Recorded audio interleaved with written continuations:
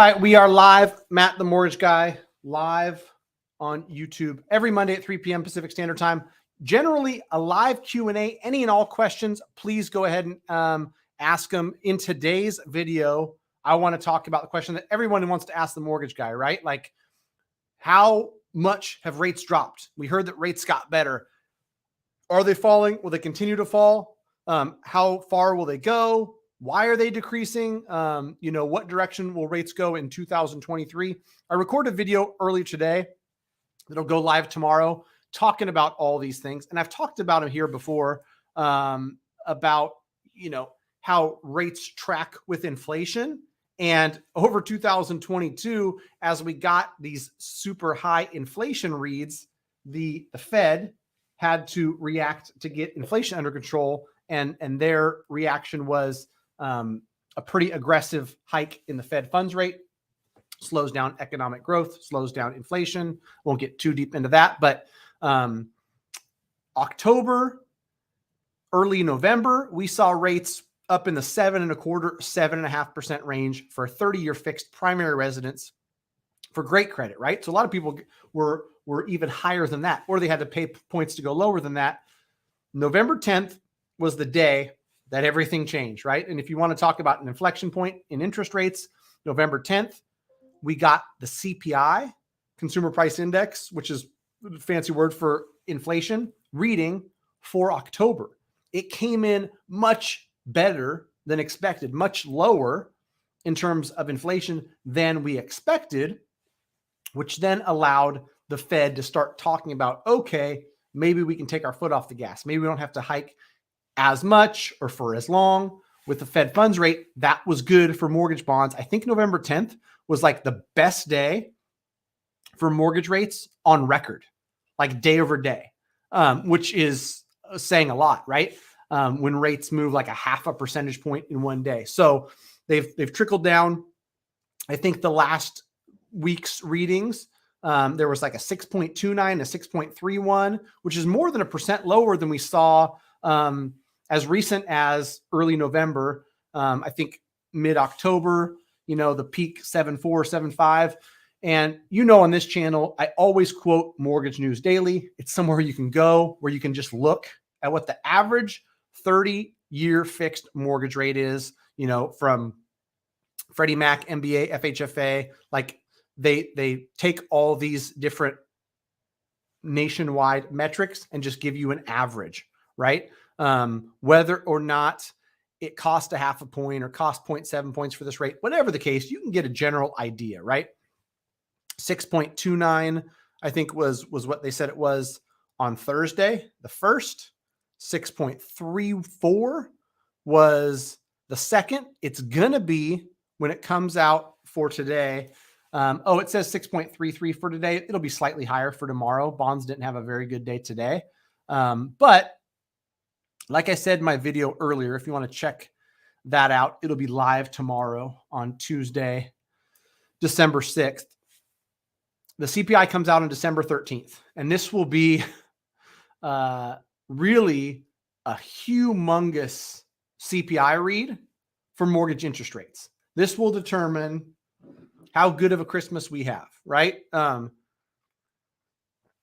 If inflation continues to come down, great thing for mortgage rates, meaning they'll come down as well.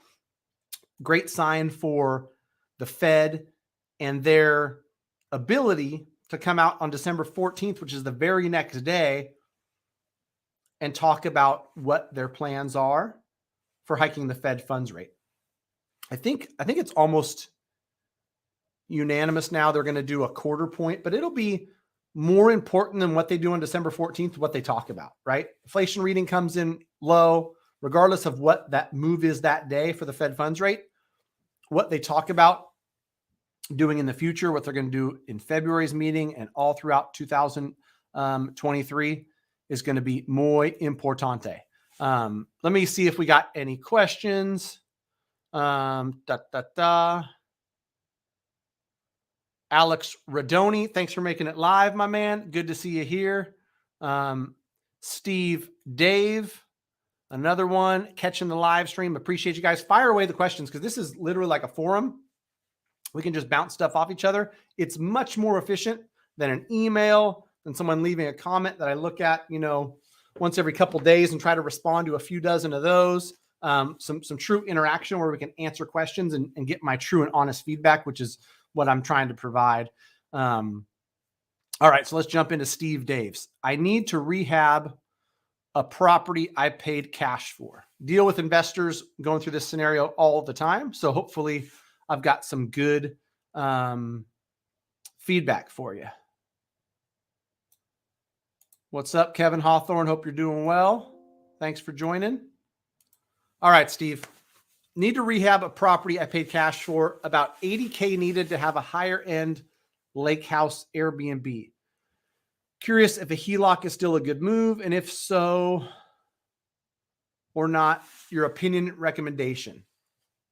I think my general advice, and I've got videos out on this, Steve, when you're looking at HELOC versus cash out refinance, lower loan amounts, lean towards HELOC because they're less expensive.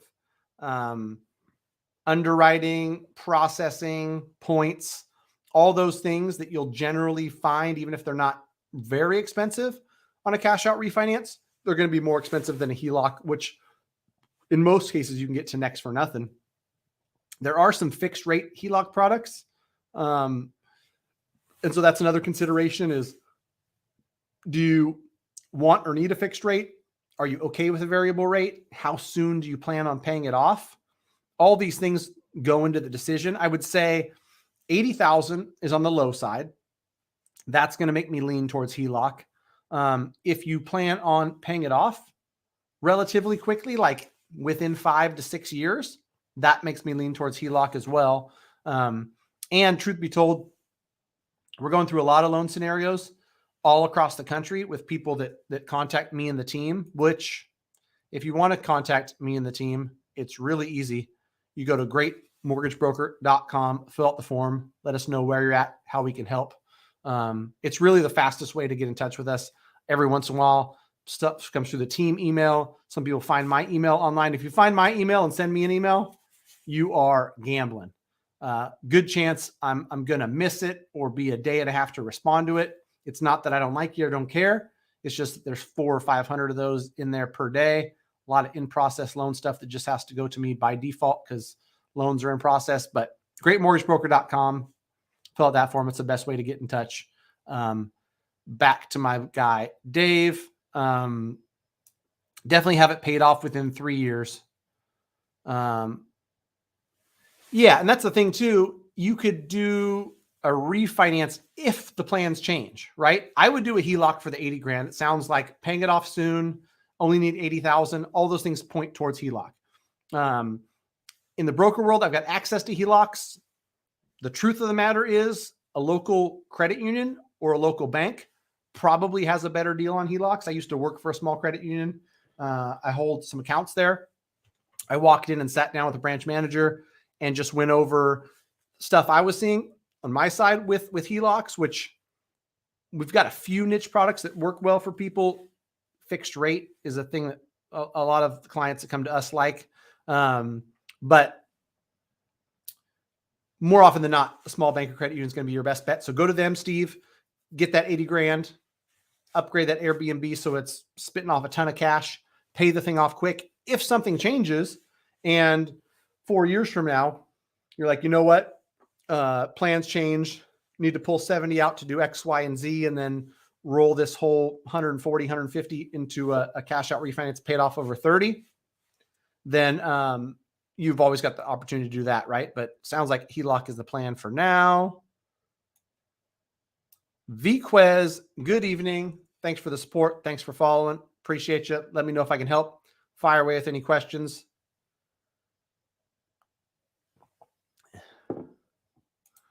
All right. Rashil Gulati. This is a really good question and a common one. So I appreciate you asking it. Do you see the mortgage rates going down in 5 years? And you're asking because you're getting a 5-1 ARM and saving $100 per month. This is a really good question. And I would say, as hard as it is to predict mortgage interest rates, It's even harder to predict that far out. Next month, I got a pretty good idea. Going to be where they're at now or slightly lower. 2 or 3 months out, pretty good idea. You're talking about 60 months out. Who knows what's going to happen? There's going to be a new president in office. There's going to be a bunch of economic factors that we have no idea about. So with all that being said, I think the analysis for you is the certainty of the 30-year. Is that more or less important than the downside risk if rates go up, you're unable to refinance, or something else, right? Because if you save $100 a month, you're essentially going to save $6,000 over the next 5 years. If that rate can increase by 2%, I would do that calculation. What does that 2% mean in 5 years to your payment? Does that make your payment go up by $400 a month, where that whole 5-year savings is going to be wiped out in 1 year? And how bankable are you now? How bankable will you be then? We don't know what's going to happen to rates. We also don't know what's going to happen to mortgage guidelines. It might be harder to borrow. We might be in a place where real estate prices stay flat or even go down in the specific neighborhood you bought in, and you don't have enough equity to refinance. Probably not the case, but it's still something to consider. So I think I would look at all that stuff and make your decision from there. It is riskier than a 30-year fix, that's for sure. As long as you understand the risk, are comfortable with the risk, have some reserves, and can weather the risk, or can take, an increase in your payment, then it may be worth that upside, which really is $6,000 over the next 5 years. That's the whole upside. If the downside is potentially spending an extra 30 somewhere, or not being able to refinance, get out of that thing, and really being in a bad spot, then maybe it's not worth $6,000. That's ultimately for you, the consumer, to decide. Is it difficult to get an FHA mortgage when you already have an ARM mortgage? An FHA mortgage is an owner-occupied mortgage. So if you don't have an FHA currently, if the ARM is a conventional ARM, which it likely is, then you're going to move into a new primary residence on that FHA. You shouldn't have a problem with it. The only time you have a problem getting an FHA loan when you have other loans is if one of your other loans is FHA. So if you've got an FHA loan on the house you bought and you try to buy something down the street with another FHA loan, you're going to have an issue. There's exceptions to holding 2 FHA loans. Relocation, at least 100 miles out. I actually did a video on the 3 exceptions to holding 2 FHA loans. Type in FHA exceptions, Matt the Mortgage Guy. I bet you'll find that video. Take a note though. Don't leave just yet. All right. Aloha from Hawaii. Financial firefighter. I like it. Clever name. For anybody who doesn't know, FIRE refers to financially independent, retire early. One way to do that is to own real estate. I might be biased, other people do it by other means. I just love me some real estate. Sierra Smith, what's up? What's up? Hope all is well. Thanks for joining from Tennessee. We've been doing a lot of business in Tennessee. People love them some Tennessee. I should buy some stuff in Tennessee. Is Airbnb dead in Hawaii? Did they go to 30 plus days? I haven't heard anything about that, Alex. I've got some broker friends in Hawaii. Hopefully financial firefighter can let us know. That's the thing about Airbnb is I know a lot of people that do it, and they do it very successfully. You've got to really be aware of the fact that like restrictions, county ordinances can change. And if you bought a place that is a $3,500 a month mortgage, and with Airbnb income, you make $4,500, but a short-term rental would only be $2,200. If you can only do long-term rentals, make sure you're going to be okay. Which, speaking of Tennessee, like I just mentioned, just worked through some numbers with the client. They're buying a house in Tennessee for $220. They were going to do Airbnb, and just having the conversation with the client, it was really refreshing and an experienced investor that I would expect this from. He said, "Hey, Matt, I expect really good returns. I'm going to do this one as a short-term rental, do an Airbnb's type model, and I'm going to be able to get X per month.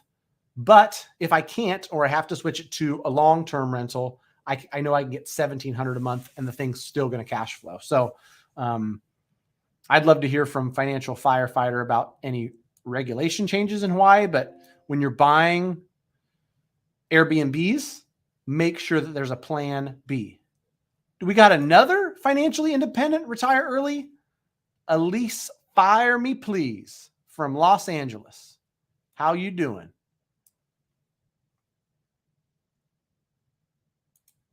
Live in Hawaii, invest in Pittsburgh. Well, that's interesting.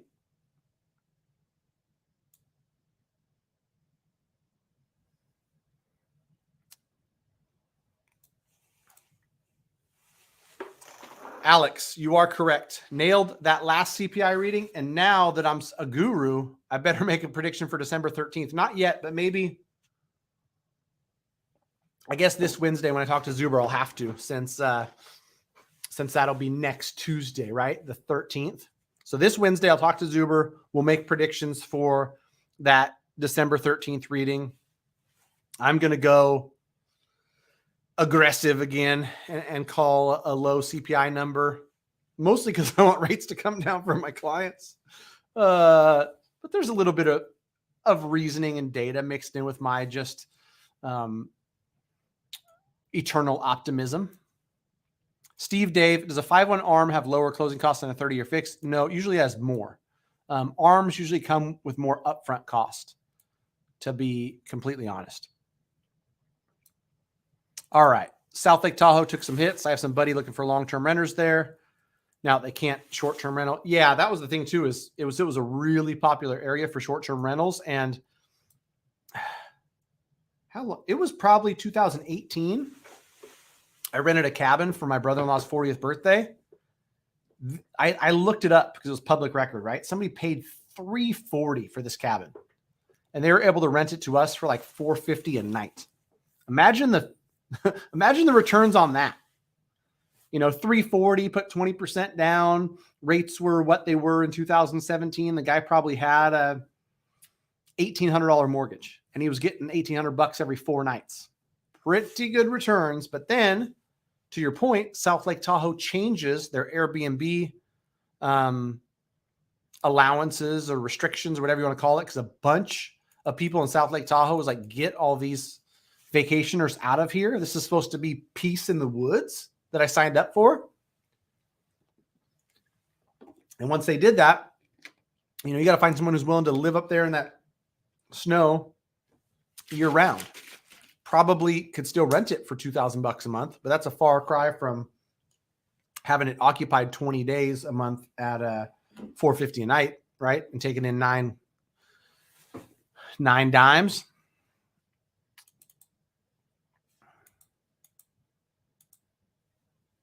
Ooh, there's some answers for you, Alex. It's 30 days currently. If you're in a zoned area resort, you could do it nightly. And I think a lot of those are similar to ones I've seen out here, where there's these resort condos where it's almost run like a hotel. And you're familiar with Lake Tahoe, so you would know, Alex. God, what's the name of that? There's a lot of them. I looked into buying one. Gosh, I can't think of it offhand now, but they charge like 40%. But they flip it and clean it and book it and do all the stuff for you. They just take 40% of what it gets rented for. What is the name of those? I can't remember. Anyhow, thanks for that information, Financial Firefighter. For anybody who's not aware, Financial Firefighters out in Hawaii, letting us know about the Hawaii regulations. Yeah, big hotels got deep pockets.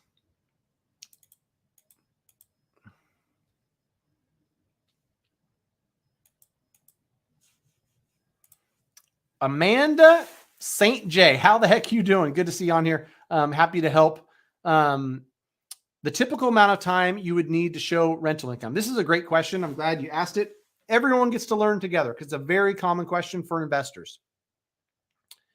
If you buy a home and you rent it out and you're looking to apply for something next year, the lender's going to ask for tax returns and lease agreement, right? And in general, they're just going to take whatever's on your tax return, which isn't always a lot. If you're buying something brand new, you can use 75% of that rental income. Generally going to be more than what shows up on taxes. If you're departing a residence that you haven't rented yet, and you're trying to buy something new, similar situation, you can use 75% of that rental income. So really, at the very beginning, before there's any history of anything, you can use 75% of what the, projected rents are going to be, or the market rents. They'll do a 1007, which is a rent survey saying, in this neighborhood, 3 bedrooms, 2 baths, rent for $2,000. You get to use 1,500 of that for your debt to income ratio because it's 75% of those rents. Once you've held on to something for a year or two, then the lender is going to ask for tax returns and take whatever's on the tax returns. There's not necessarily, amount of time that you need to be receiving this rental income. But if you've had it during a calendar year where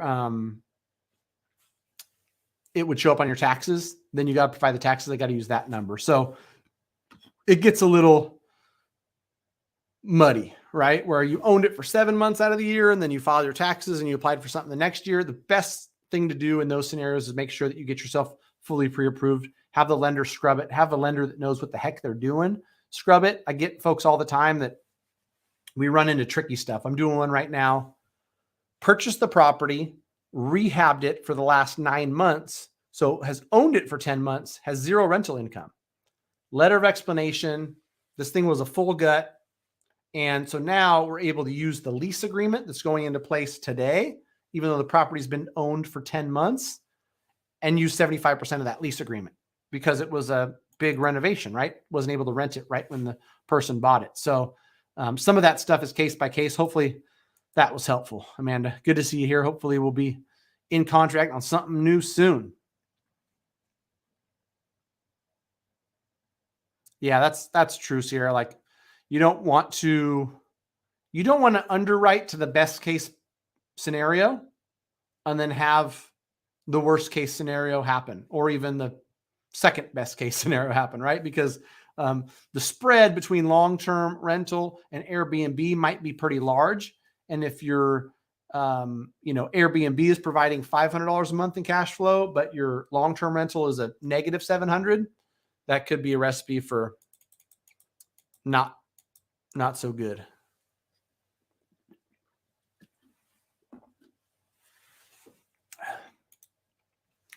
I get you, Dave. It's like me and Alex Rodoni, man, looking in Lake Tahoe in 2019 to buy a little second home that we could rent out, get some great Airbnb income in the meantime. And now not only is Tahoe more expensive, but the rates are higher and can't Airbnb. So 3 strikes and we're out.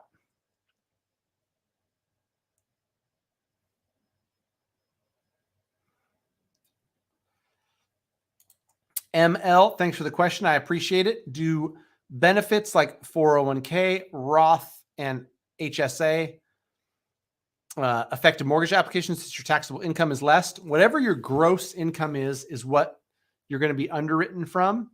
And for a lot of people, like you want the lender to be somewhat conservative, right? Like you don't want to take home $3,200 a month and be qualified for a $2,500 a month mortgage payment, because that's just going to be stressful. So, gross income, your payments got to be roughly 40% or less than the gross income. Your payment plus all your debts have to be roughly 50% or less of that total gross income.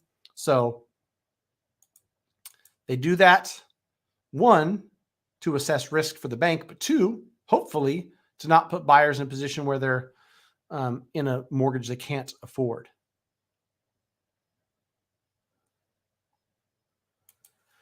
This is a good question, Alex. I don't even know what type of financing is used for this stuff because I haven't, and I don't think it would be conventional lenders. I'm almost positive. Literally, closed $500 million home loans and have never done this or come across this. And it's interesting, right? You're seeing my brain work in real time. Like, you'd think it would have come across. There's plenty of that stuff in Tahoe, right? Like 1/7 ownership for $600,000 for this beachside place. Good question. I don't think so. Partial ownership. Nah. I'm guessing that's got to be private money or cash.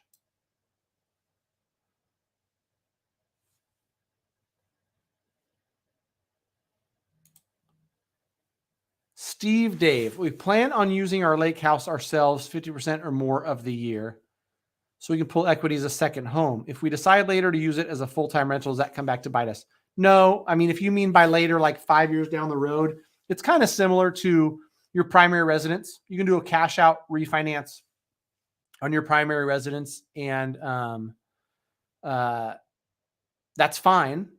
2 or 3 years from now, you move to Tennessee and you rent out your place in California. It's no longer your primary. That's fine. It's just when you did it, that was its use at the time. And you wouldn't do that and then change the use like the next week. That would be bad. Joey Garessi, the man, the myth, the legend from OKC. Forget about how excited you are about real estate. How excited are you about the Sacramento Kings, brother? Another 3-game winning streak? We're like 4th or 5th in the West. Give me some love for that, man. I've been following this team for 37 years through the thick and the thin. I got to say I'm excited about the current market, about to get pre-approved with your boy Brandon Evans. Cool. You must be in OKC? Yeah, let me know if you want to work with B. Evans, you want somebody else, because I know B. Evans has got a couple, Virginia and New York. If you're buying an OKC, I might have another loan officer for you, but you let me know. Shoot me a message. There we go, Sylvia. She knows what's up. Go Kings. Sacramento Kings. Light the beam. Let's go.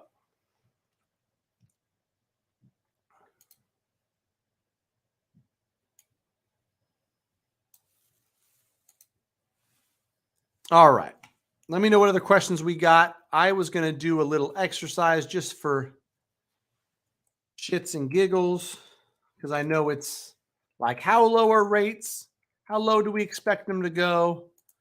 I was going to price out a couple things. If you guys have some scenarios you want, I can't give an exact rate because it's against the rules and I don't want to get in trouble. But I can give you a range and I can say, oh, you're doing a $400K purchase with 10% down. It's going to be about this. You're going to pay about this much in points. And it's not an offer. It's not me saying that, what do they say? An offer to lend or something like that. But it at least gives you a real life idea, because if you go online, we all know that they're going to show you some crazy rate with 2.5 points attached and all the crazy stuff, right? Versus saying, you know what, I'm buying for $500,000. I'm putting 10% down. What kind of rate am I looking at getting? I can tell you a range for that.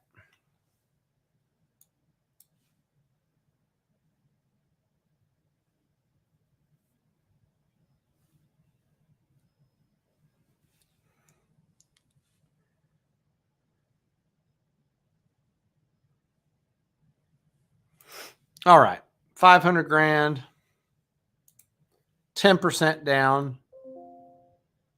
Again, it's not an offer to lend. It's just some rough figures. Without paying any points, you're going to be very close to 6%. If you wanted to pay a point, you can get it down to about 579. You want to pay a couple points, get down to about 549. What if that's an investment property, you ask? Well, I'm glad you asked. A bunch of different lenders I could price this investment property with, but I'll just price where I'm at. Make it easy on you, right? Investment property, 500 grand, 25% down. Man, my internet is moving slow.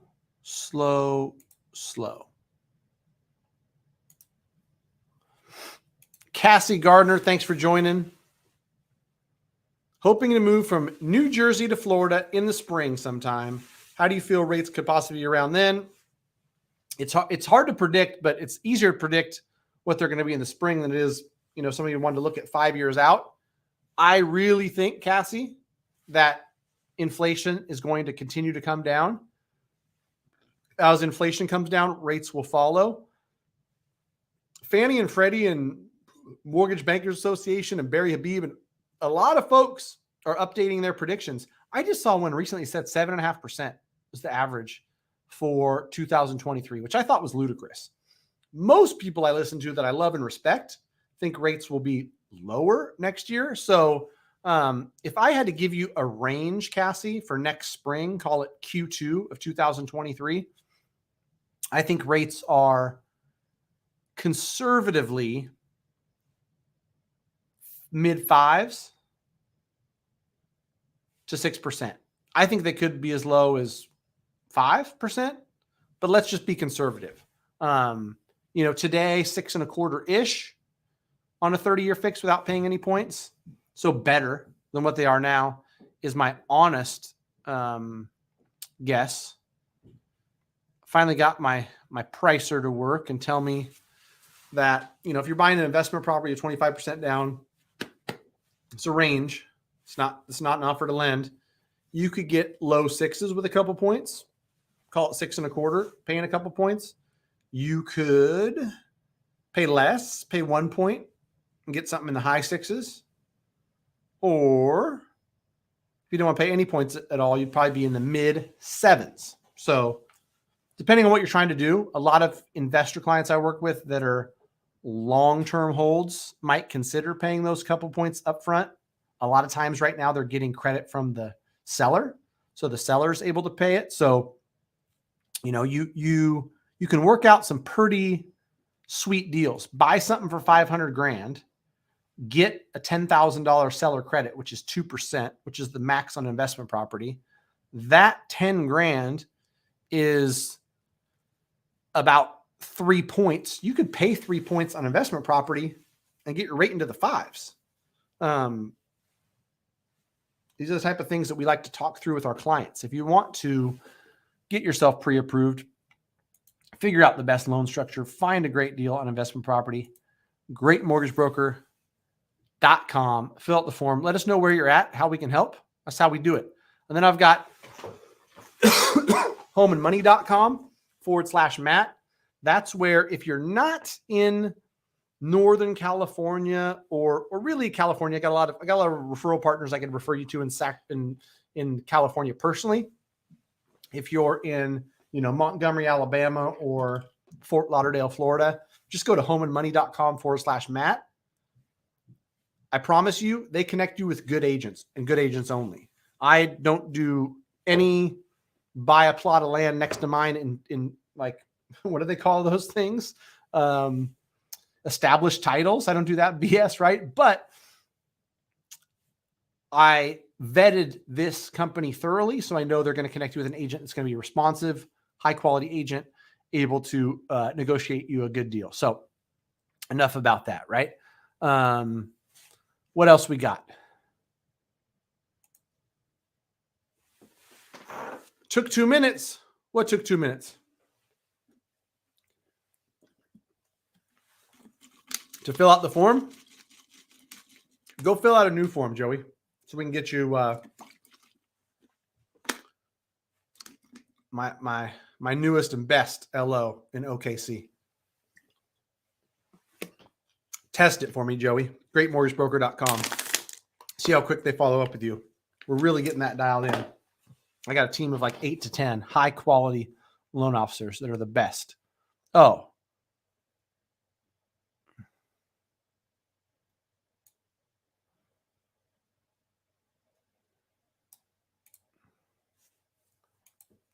All right. All right. Sounds good, brother.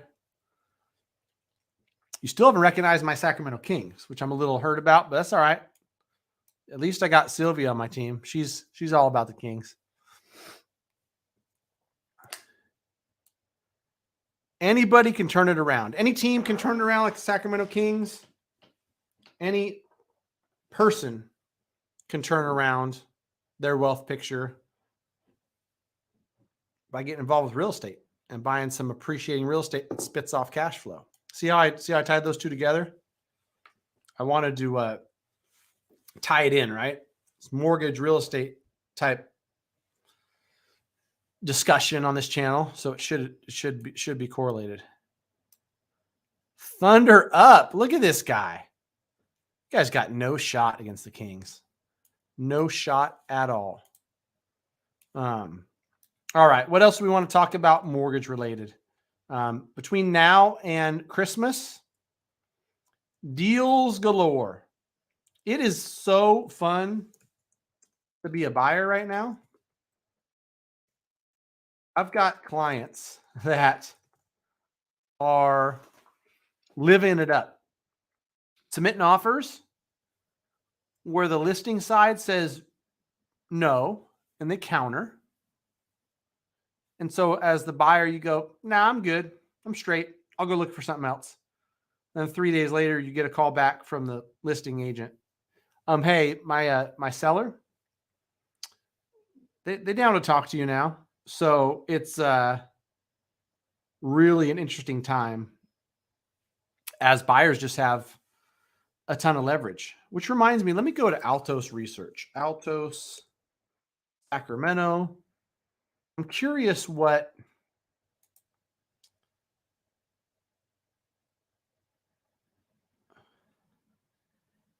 data lags so much. It still shows Sacramento as a seller's market. I'd love to hear from people. You know, we got a few dozen folks live. What market are you in?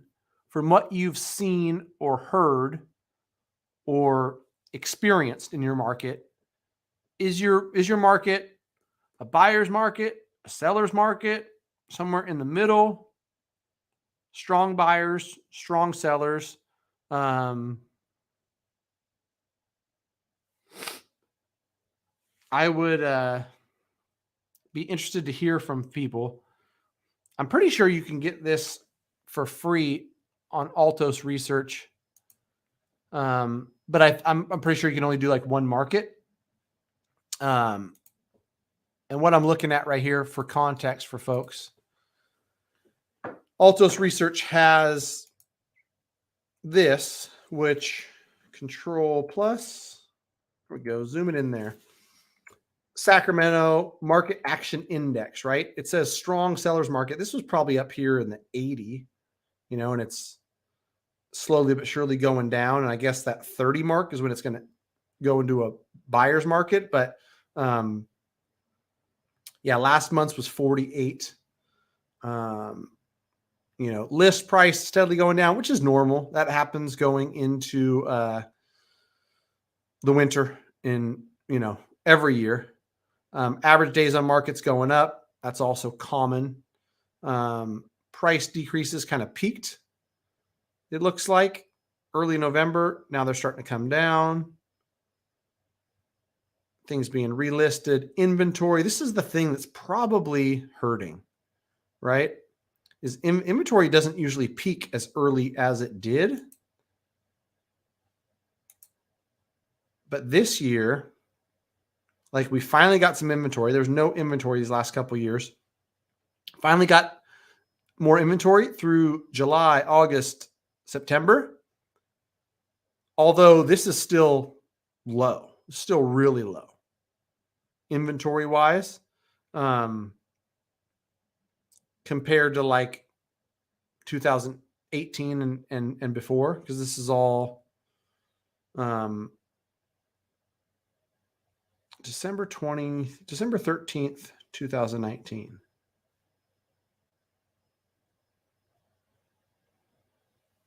It's going to be close. It's going to be close to 2019 levels. But people were like, this inventory will keep continuing to go up. You know, they thought the inventory was going to fly off the handle. It's come down since, I guess, October-ish peak. I think it usually peaks a little bit later. But anyhow, be interesting to hear from other folks what's going on in your market. Sacramento is one of those markets that you saw 40+% appreciation in a 2-year period.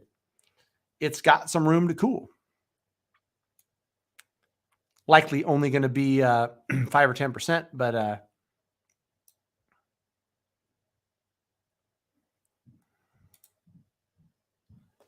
Derek, this is the question that everybody should pay attention to, because this is the most common structure for a loan today.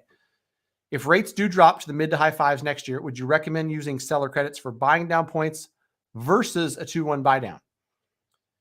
If you think rates are going down next year, if you agree with me and Barry Habib and some smart people, it makes way more sense to do a 2-1 buy down. And the reason it makes more sense is because if you're looking to just use those seller credits to do a permanent buy down, let me do a quick scenario for you, because I'll tell you exactly what it's going to look like. Same 25% down that I was using on that investment property. I'm going to pretend like it's a primary residence. And let's say you get $10,000 in credit from the seller, or maybe it's 12.5. The buy down only applies to primary residences. So in this scenario, you'd be able to get plenty, up to 6% seller credit. But let's say you get 3%, and with 3% seller credit, you can get the rate all the way down to low 5s, 5.1%. Nah, not that low. Maybe 5.25, 5.375. Spending that whole 3 points, 12 grand-ish. Now, if rates go to low 5s, mid 5s, you'd have no incentive to refinance. You would just leave it alone. If you did the seller buy down and you had something set up like a 5.99 start rate, a little bit of cost for that, but then the seller funds the buy down. Seller could fund the buy down and the cost to get to 5.99, but that's a case by case, like really specific kind of loan structuring question. But if you did, Derek, the seller financed 2-1 buy down, where you had 3.99 in year 1, 4.99 in year 2, and 5.99 in year 3. What you would be set up for is, if rates get down to 5% 9 months from now, I think it would make sense for someone to go, you know what? I'm going to do a rate and term refinance to a 4.99, or maybe you pay some points, you get to 4.75 for a 30-year fixed before it adjusts up to 4.99. The coolest part about that 2-1 buy down that the seller funded, anything left in that escrow account that the seller funded goes back to you, the buyer, as a principal reduction, right? It doesn't go in your pocket. It goes towards the loan, but you owe 372, you pay off that loan and that $6,000 goes towards that. So you only owe 366. It's coming back to you, right? As a principal reduction.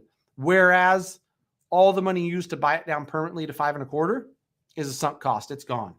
So if rates get to 4.5 and you do a 30-year fixed rate refinance, that money's gone.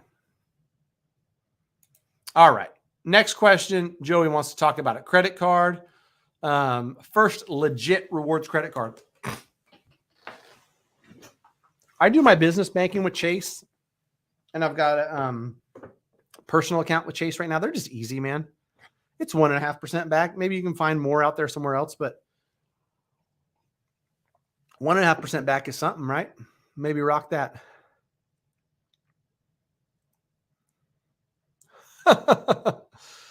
1 hour ago, I actually saw a listing increase their price in El Dorado Hills, like 115 to 1, and went up to 1.229. Sometimes I feel like that's just like a game, right? It's all whatever the seller wants to price it at and whatever them and their agent agree with. You know what's happening sometimes, in my opinion, Alex? It's like that seller might think in their head, you know what? We really want 1.1. If we price it at 1.15, someone might come in at 1,050,000. Well, if we price it at 1.229, they might think they're getting a smoking deal at 1.1. I don't know if that's the case in the specific one, but sometimes I feel like that's the case, you know, where the price reduction from 629 to 619 means nothing. Like if no one's buying at 629, 619 is doing, oh, but it refreshes MLS and people get resent the same, you know, the updated listing.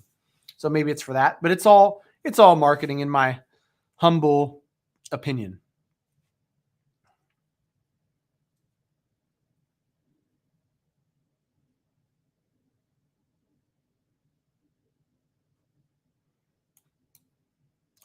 I'll forgive you, number Wade divided, that you've been too preoccupied to check out, analyze that other data. But before next Monday, fully expect you to have a report for me.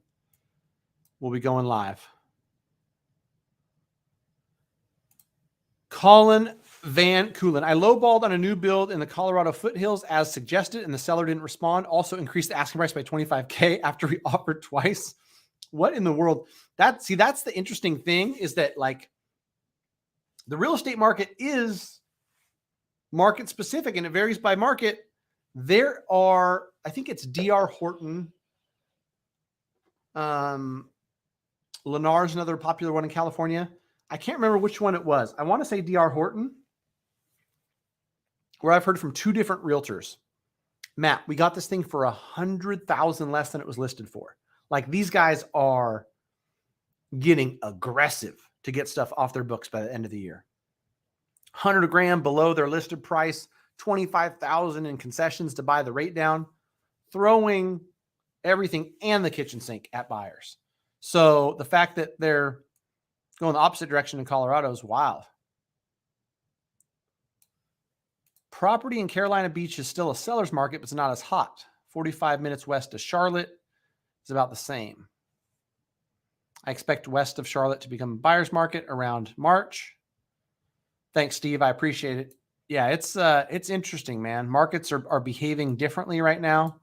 In my opinion, the Sacramentos, the Phoenix, Arizonas, Austin, Texas, Boise, Idaho, all these places that were on fire might still be 60 degrees, but compared to on fire, they feel like they're freezing cold, even though it's 60.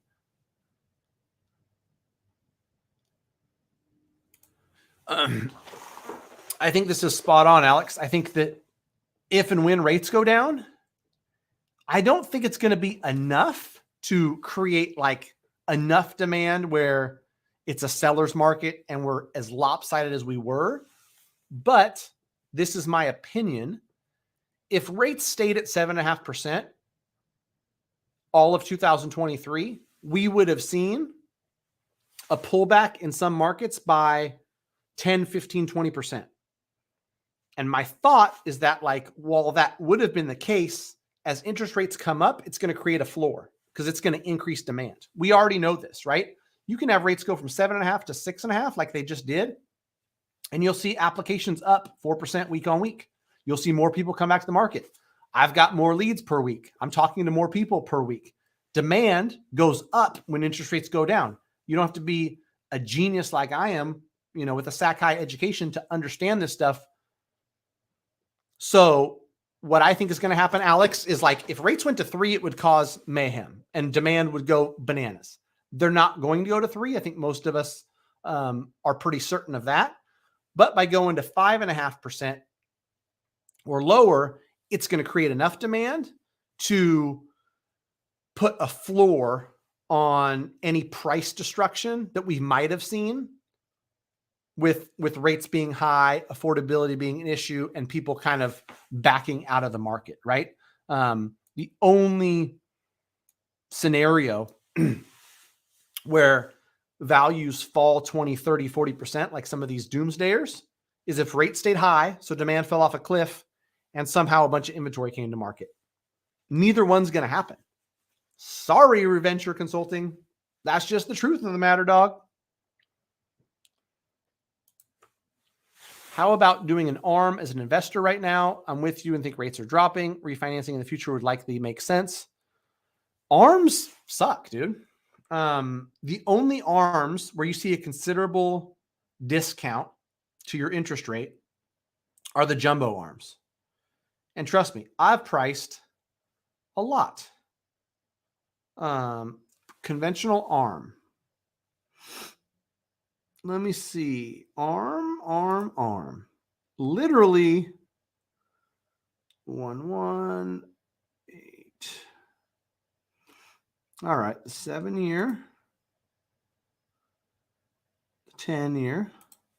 I'd have to price multiple lenders, but off my initial investigation right here, I've got the same pricing on ARMs than I do on 30-year fixed. So no incentive to do that on a conforming loan.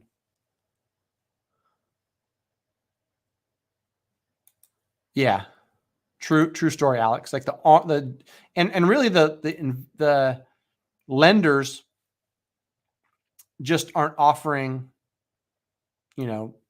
great conventional conforming ARMs.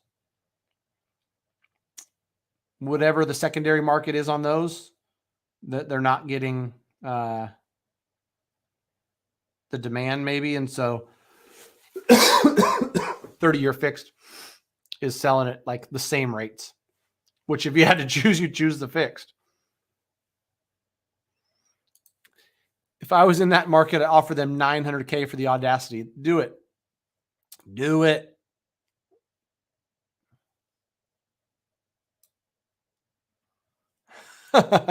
There's an open door 2-story house right on La Rive for sale with your name on it, Matt. I think I probably looked at that one, Alex. It's, Alex and I share a market, and it's a good market. I own quite a few homes in there. And the good news is open door. Who else? Open door specifically. I can tell you, if you have open door listings in your market, these guys are willing to play ball. These guys want to get stuff off their books. So if it's another month, Alex, I might swoop it up, I don't think it's low enough for me yet.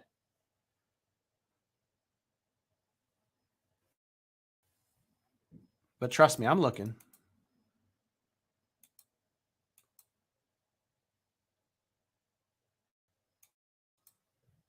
All right, Moses, break this down for the simple brains like me. We're in the bulk trap denial phase. Next is capitulation. I know those words. I just don't know what they all mean. And this is not me being a smartass. True story. I have no idea what you're talking about. So I want to hear it. I'll learn something new today while I'm looking up this listing from my buddy. Dude, some of these listings that are 180 days old, not doing it right. Not doing it right, guys.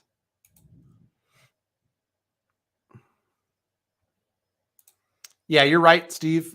And depending on how fast, right? If they went to 5% in a month, it'd be game on. If rates trend down, but as they do, it's not in a straight line where it's like a little bit down, a little bit up, a little bit down, a little bit up, and it's kind of like a bumpy ride over the next 6 months. I think there's enough fear, uncertainty, and doubt and other stuff going on in the market where it's not going to get a ton of people in the game, but but a little bit more here and there.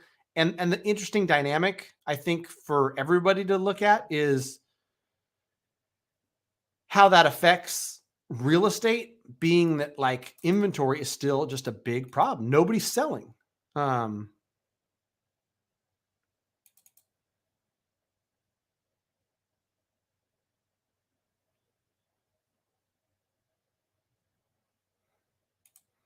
all right. Numbered, weighed, divided.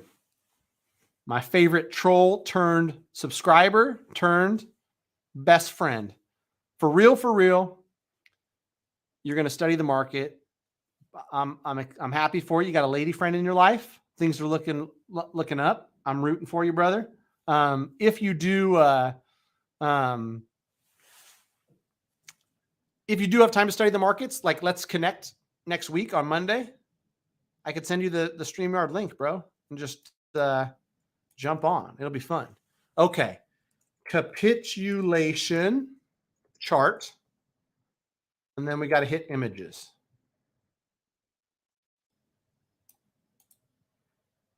Why did it do Yahoo search? I'm more of a...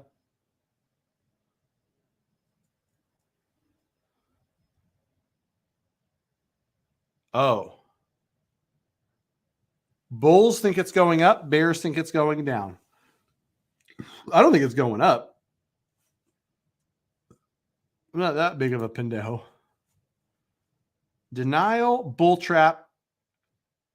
Oh, return to normal, fear, capitulation. Oh, this is good, man. All right, let's see if we can get this on here.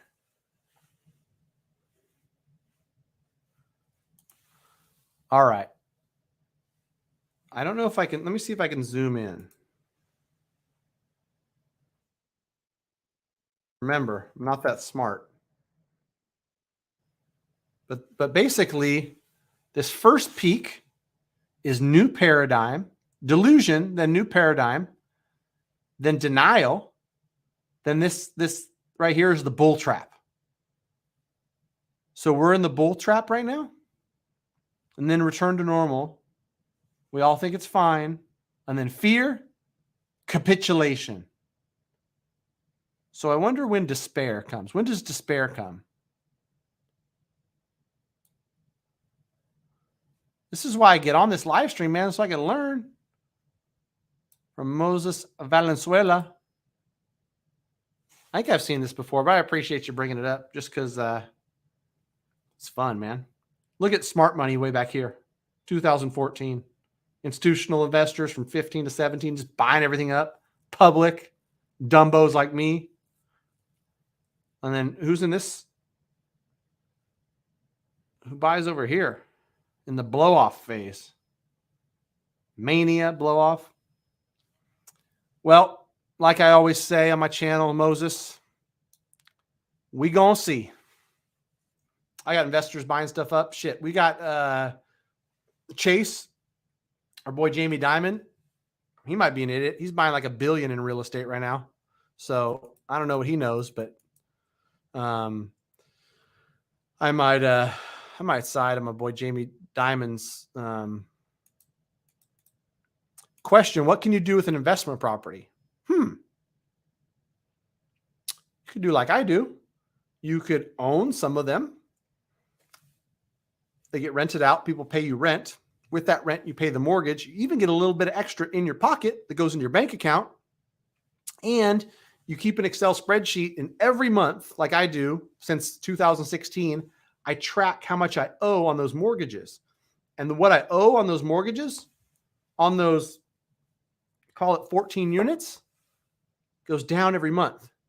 So like my debt is going down by $60,000 a year. While over time, while not in a straight line, might be a down 5%, might be an up 3%, might be a down 6%. Over time, it's going up. And so a little old dummy like me is going to have investment properties. Me and my wife are going to watch them go up in value. We're going to watch the debt get paid down. And then we're going to wake up in 20 years and go, wow, that real estate we own is worth $5 million. We don't know anything on it. That's $5 million net worth. And oh, it's 12 or 14,000 in income every month that we get after all the expenses are paid. So we can hang out at the beach in Santa Cruz. We can go see our grandkids. We could rent an RV and cruise for a month. I don't know. That's what real estate or investment property can do for you. That's just my 2 cents. And that's about it. I'm an hour in. I'm running out of steam. One last question.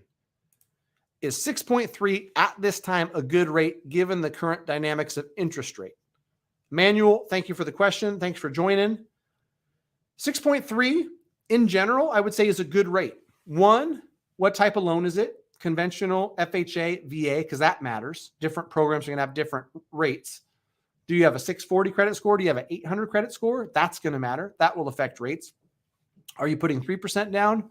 Are you putting 30% down? That matters because that affects rates. So there's all those different things that tie into it. But today in the current environment, 6.3 is roughly like, the market rate on conventional deals. What I would ask you is like, hey, if it's FHA, you probably should be getting a lower rate. If it's VA, you definitely should be getting a lower rate. If you have perfect credit, you're putting down 30%, probably should be a little bit more. FHA, yeah. Depending on who you're working with, depending on what your credit score is, if you've got decent credit, 640 plus, and you're going FHA, and the loan amount is at least $200,000 or $300,000, I would think that you could do better than that 6.3. If you're sub 640, then 6.3 might be in line. A lot of this is just me guessing. I'm actually pricing it right now to back up what my brain is telling me it looked like last time I priced an FHA deal. But worst case scenario, you can go to greatmortgagebroker.com, fill out a quick form, let us know where you're at. And if you're early enough in the process, we can take a look. You could even email team@MTMG if you don't want to give, the private information across the interwebs, and tell us, hey, I'm buying in North Carolina, buying for $275. I've got a 680 credit score. I've got a 6.3 rate, and they're charging me $4,000 in box A. Does this look legit? And I'm going to say, no. I'm going to say, give us a ring. We can do better. That's a retail lender. Probably nice people, but their margins are too high. Come with a mortgage broker who can do right by you, and we'll show you the light. I'm pricing it right now. My computer's going a little slow, so forgive me. But yeah, feel free to reach out. We're happy to help. FHA. Where'd you go? Did I click FHA? Man, hopefully the video and the audio is still good, because my computer is slow as molasses. Come on, UWM, let's go. Before I sign out, see if I can get some real accurate information from my buddy Emmanuel. That's another thing to consider too, right? Is like,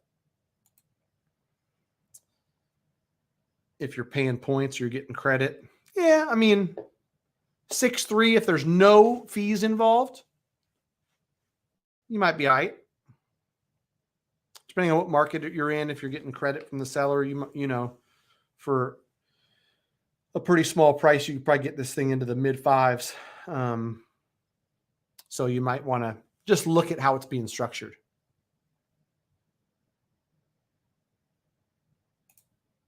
Let's do it, Steve. We'll meet here, same time, same place, next Monday at 3 p.m. Pacific Standard Time. Thanks for watching. I appreciate it, guys. Have a good one. Until next time, we gonna see.